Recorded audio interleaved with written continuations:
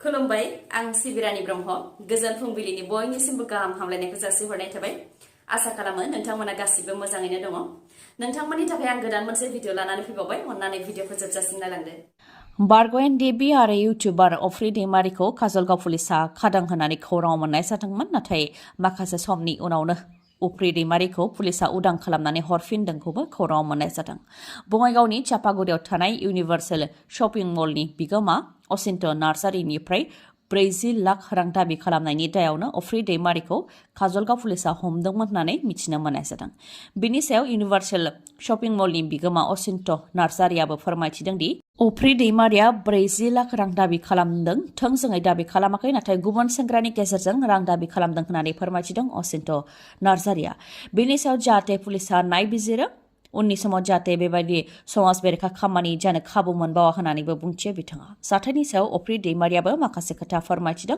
अफ्रि दैमारिया फोरमायथिनाय बायदिब्ला बिराजाया 40 लाख रां बिनो थिनायाव रांखौ बिदोंमोन आरो 40 लाख रां मोनाब्ला भाइरेल खालामगोन बेबायदि बाथ्रायाबो बिथांमोननिफ्रायनो फैदोंमोन होननानै फोरमायथिदों अफ्रि दैमारिया रां बिनाय आरो फट' हरनाय बियो बिराजा मोनहानो हरनायमोन आरो बेखौ जेब्रानो दिन्थिनाय जादोंमोन बेनि अनगा जेबो नङा होननानैबो बुंथियो अफ्रि दैमारिया मडेल आरो एक्ट्रेसनि गोथै देहा मोनदों गुवाहाटीआव भारा थाग्रा खथायाव थैनानै थानाय हालोदाव बोखांनो हादों सासे मडेल आरो एक्ट्रेसखौ मुङा अनुष्का सेकिया बिथाङा गुवाहाटीनि हेंग्राबारियाव भारा न'आव थायोमोन गुबैयै बिथाङा धेमाजिनि थागिबि नाथाय बिथाङा मेकआप कर्स बा बिउटिशियान कर्स लानो थाखाय गुवाहाटीआव थादोंमोन नाथाय गावनि भारा थानाय खथायावनो बिथांनि गोथै देहाखौ मोननो हादों फुंनि समाव जेब्ला खामानि मावग्राया बिथांनि न'आव फैदोंमोन अब्लानो बिथांनि गोथै देहाखौ खामानि मावग्राया नुनो मोनफैदों लोगो लोगोनो खाथि खालानि सुबुंफोरनो मिथिहोनायाव सुबुंफोरा नुजाथि फैनानै पुलिसनो खौरां हरदों आरो पुलिसा फैनानै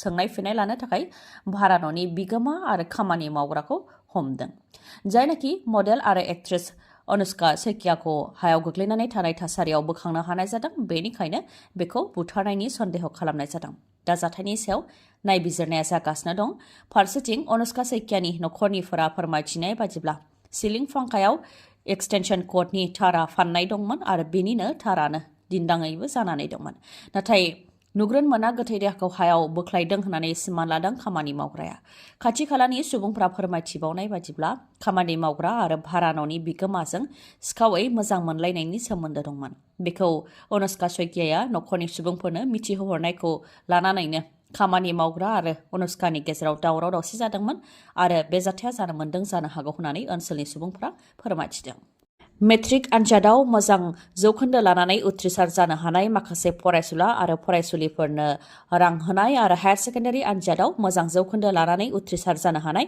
फरायसुला आरो फरायसुलिफोरनो स्कुटि होनायनि समा सौफैबाय फैगौ 29 नभेम्बराव मेट्रिक आनजादाव उथ्रिसार जानो हानाय माखासे फरायसाफोर जायफोर फरायसाफोरा 75 जौखोन्दो बा बेनि गोजौ मोनदों बिथांमोननो आनन्दराम बर'आ बान्थाखौ होनाय जासिगोन बे बान्थानि गेजेरजों फरायसुला आरो फरायसुलिफोरनो 15,000 रां होनाय जागोन गासै 27,000 फरायसुला आरो फरायसुलिफोरनो बे 15,000 रांखौ 29 नभेम्बराव होनाय जागोन आरो हायार सेकेन्डारियाव उथ्रिसार जानो हानाय फरायसुला फरायसुलिफोरनो 30 नभेम्बराव स्कुटिखौ होनाय जागोन फरायसुलिफोर जायफोर 60 जौखोन्दो बा बेनि गोजौआव मोनदों बिथांमोननो स्कुटिखौ होनाय जागोन आरो फरायसुलाफोर जायफोर 75 जौखोन्दो बा बेनि गोजौआव मोनदों बिथांमोननो स्कुटिखौ होनाय जागोन गासै 35,900 फरायसाफोरा बे स्कुटिखौ मोननो हागोन जोंनि बर'नि समाजा जोबोद गाज्रि थासारियाव दंसै बे बाथ्राखौ बुङोब्ला गोरोन्थि जानाय नङा हिन्जाव खारनाय बा बिहामजो खारनायनि खौरां फोसावै जोंबो मेंनाय मोनबाय अब्लाबो माब्लाबा समाव फोसावथारनो गोनां जायो सानफ्रोमबो सोरनिबा नङा सोरनिबा बिसि बा बिहामजोआ खारो बेबो सानसेयाव सासेल' नङा माब्लाबा सानसेयावनो 2 3 खारो आरो बे खेबाव नखरसेनिनो 2 बिजावजालियाबो खारबाय बे खौराङा सैथो बे खेबाव नखरसेनिनो 2 बिजावजालिया खारदों गुबुन हारिनि हौवाजों खारदों आरो बेफोरबायदि बिहामजोफोरखौ आरो बेसेबां सोंखोरिबावगोन जाय बिमाया गावनि उन्दै उन्दै फिसाफोरखौ गारनानै खारनो हायो बिसोरखौ जों आरो मा बुंबावगोन जेसेखि बुङा मानो रज'नाय नङा बायदिखौ जों नुहुरो बे खेबाव गहपुर हालामनि सिङाव थानाय मिथुन बसुमतारिनि बिसि बिमला बसुमतारी आरो मिथुन बसुमतारीनिनो फंबायनि बिसि जुनाली बसुमतारीया खारदों। नखरसेनिनो सानै बिजावजालि खारनाय जाथाया ओनसोलनि सुबुंफोरखौ सोमोनांहोदों। फोरमायथिनाय बादिब्ला उन्दै बिजावजालि जुनाली बसुमतारीया गुबैयै सोनाब बंग' कुचबिहारनिमोन आरो बिथाङा गहपुराव जुलि जाफैदोंमोन। नाथाय जुनाली बसुमतारीनि आखल आखुआ सिगांनिफ्रायनो मोजां नङामोन आरो जेब्लाबो फनावनो थायोमोन होननानै फोरमायथिदों आरो फोरमायथिबावदोंदि जुनाली बसुमतारीया गाव सिगाङाव फनाव रायज्लायनाय रं नाम्बार हौवाखौनो बिजावजालि गेदेरजों लिंक खालामनानै होदोंमोन, जायनि जाहोनाव बिजावजालि गेदेरा उरां फारां बा खारहां बारहां जादोंमोन। गमामायैनो बिजावजालि सानैया दा खारमारबाय होननानै फोरमायथिदों। लोगोसे बेखौनो फोरमायथिदोंदि बे समाव जुनाली बसुमतारीया कचबिहारावनो दं, नाथाय बिजावजालि बिमला बसुमतारीया राजस्थानाव दं। लांखारग्रा बा जायजों खारदों बे हौवाया मुस्लिम। सावगारिखौ स्क्रिनाव नोंथांमोनहा नायनो हागोन आरो सोरबाफोर नुसनबायबा खौरां हरनो थाखायबो खावलायहरदों। बाक्सानि सालबारि महकुमानि सिङाव थानाय आवहाथा बरसुपा गामियावबो अनसुलि बसुमतारी मुंनि बिहामजोआ गोमादों। बुहा बसुमतारीनि अनजालि बिसिमोन अनसुलि बसुमतारीया। अनसुलि बसुमतारीनिया 12 आरो 7 बोसोर बैसोनि सानै फरायफुनाय उन्दै फिसाफोर दंमोन, नाथाय बिथांमोनखौ गारनानै खारलांबाय अनसुलि बसुमतारीया। फिसाफोरखौ फरायसालिनिफ्राय लायनायनि मुङाव न'निफ्राय ओंखारलांनायनि उनावनो न'फारसे गिदिंबोफिनाखै अनसुलि बसुमतारीया। बेनिखायनो सोरबाफोर अनसुलि बसुमतारीखौ नुबाय बायोबा खौरां हरनो थाखायबो खावलायहरदों बुहा बसुमतारीया। फोरमायथिनाय बायदिब्ला बिमा गैयिनिफ्रायनो फिसा सानैया जानाय लोंनाय आरो फरायनाय थिग गैयि जानानै दं होननानैबो फोरमायथिदों आरो सोरबा गुबुन हौवाजों खारनायनिबो सन्देह खालामदों, मानोना सिगांनि समफोराव फन रायज्लायनाय हमनो मोन्दोंमोनखौबो फोरमायथिदों फिसाय बुहा बसुमतारीया। सोरबाफोर नुसनबायबा खौरां हरनो थाखाय 6900386056 नङाबा 6000749981 बे जानबुं नाम्बाराव खौरां हरनो हागोन। इउपिपिएल दोलोनिफ्राय तामुलपुर पुलिस थानायाव सुकुर आलीखौ केस होदों। सुकुर आलीया सोर बेखौ आं बांद्राय बुंनांगौनि गोनांथि गैया, मानोना सुकुर आलीया गावनि बायदिसिना आखल आखु आरो खोथा बाथ्रा रायज्लायनायनि थाखायनो आसामाव मुंदांखा। नाथाय सुकुर आलीखौ मानो केस होनो गोनां जाखो इउपिपिएल दोलोनिफ्राय? गुबै खोथाया जाहैबाय सुकुर आलीया प्रमद बर' बिथांनि सायाव बायदि खोथा बाथ्रा बुंदों। इउपिपिएलनिफ्राय फोरमायथिनाय बायदिब्ला सुकुर आलीया समाज बिजोंनि गेजेरजों प्रमद बर' बिथाङा जौगानायनि मुङाव रायजो राजाफोरजों गेलेदों, जौगानायनि मुङाव जेबो खामानि मावाखै, रायजो राजाफोरखौ थगायदों। प्रमद बर'आ मानसि बुथारग्रा। बिथाङा एबसुआव थानाय समाव मुस्लिमफोरखौ बुथारदों आरो सावथालफोरजों दावराव दावसि खालामहोदों होननानै सुकुर आलीया बिबुंथि लाखिदों। बेनि अनगायैबो प्रमद बर'आ मिसलिया बे खेबाव बिटिसिनिफ्राय आउट खालामनाय जागोन।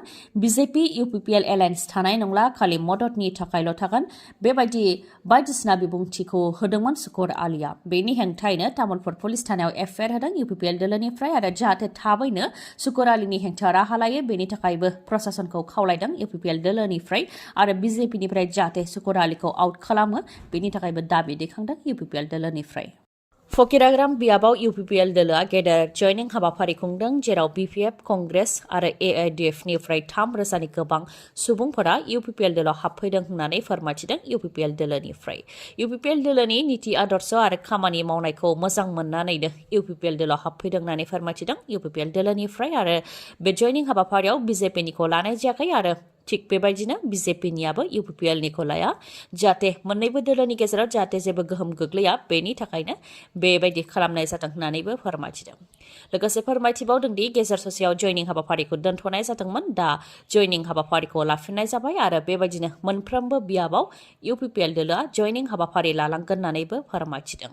फकिराग्रामाव खुंफुंनाय जयनिं हाबाफारियाव प्रमद बर'जों लोगोसे इउपिपिएल दोलोनि गोबां दैदेनगिरिफ्रानो बाहागो लादों, बेनिफ्रायनो बे खोथाखौ बुंथिदों बिथांमोनहा।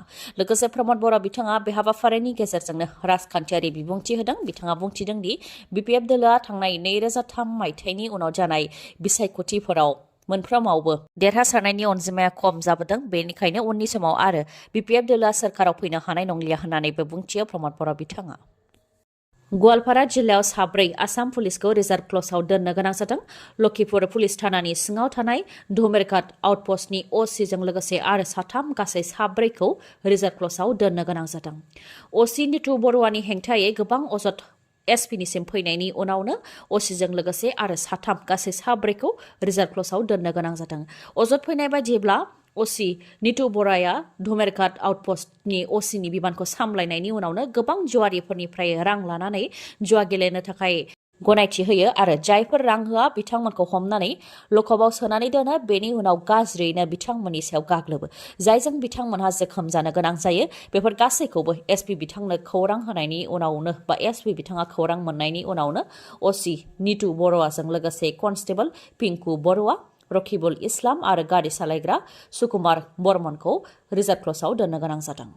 बिटिआर ओनसोलनि गावबुराफोरनो हेल्थ इन्सुरेन्स खालामना होगोन होननानै खोथा होदों प्रमद बर' बिथाङा। लोगोसे बिथाङा गावबुराफोरनो खम समनि गेजेरावनो एपइन्टमेन्ट खालामनानै होगोन आरो गावबुरा बिथांमोननो मबाइल होगोन होननानैबो बुंथिदों। फोरमायथिनो गोनांदि चिरांनि गावबुरा बिथांमोनहा गावसोरनो जथुमा खुंदों आरो बेयाव एम रनजित बसुमतारी, माधव चन्द्र छेत्री आरो गोबां दैदेनगिरिफ्रा बाहागो लादों आरो गावबुरा बिथांमोनजों सावरायलायदों होननानै फोरमायथिदों प्रमद बर' बिथाङा।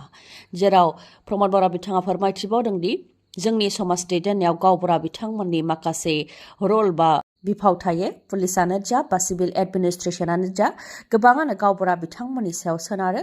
माखासे थांखि लानायाव आरो गामिफोराव फिसा फिसा बायदिसिना जेंना बा बायदिसिना मदद नांगौ जायोब्ला प्रशासनिक बेवहाय गावबुरा बिथाङा गोबां मदद होनो हायो होननानै फोरमायथियो बिथाङा। दा बेखौ जों बोरैहाय आवगायलांनो हागोन बेनि सायावनो सावरायनाय जादों होननानै फोरमायथिदों प्रमद बर' बिथाङा आरो गावबुरा बिथांमोनहा गासै मोनगु दाबिखौ लानानै गोसोखां बिलाइ गथायदों। बे जेंनाफोरखौ थाबैनो सुस्रांनानै होगोन। नाथाय गावबुराफोरनो एपइन्टमेन्ट होनायाव मोनसेल' जेंना जानानै दङ। गोबाङानो केस होनानै दोनदों जायनि थाखाय एपइन्टमेन्टखौ होनो हायाखै आरो दा बे केसा जोबोब्लानो थाबैनो गावबुराफोरनो एपइन्टमेन्ट होगोन होननानैबो बुंथियो प्रमद बर' बिथाङा आरो बिथांमोननि दाबिखौ थाबैनो सुस्रांनानै होगोन होननानैबो खोथा होबावो प्रमद बर' बिथाङा। बे खौराङा नोंथांमोननिफ्राय मदद हास्थायनायनि खौरां। चिरां जिल्ला बिजनीनि 1 नं बरिपारानि रुबि गयारी बिथाङा अनफावरि रायजो राजानिफ्राय मदद हास्थायदों। 25 बोसोर बैसोनि रुबि गयारी बिथाङा दासान्दि ब्रेन टिउमार जानानै नाख्रेबजानानै दङ। दा बे समाव बिथाङा सिलिगुरिनि मेडि निउर' हेल्थ केयार सेन्टाराव फाहामथाय लागासिनो दं। नाथाय मा खालामनो रांनि आंखाल। जेसेबां रांनि गोनांथि बे रांखौ होनो हाया दुखुथिया रुबि गयारिया, जायनि थाखाय अनफावरि रायजो राजानिफ्राय जि हायो गरसे गरनैब्लाबो मदद हास्थायनानै बे खौरांखौ फोसावनो थाखाय खावलायहरदों।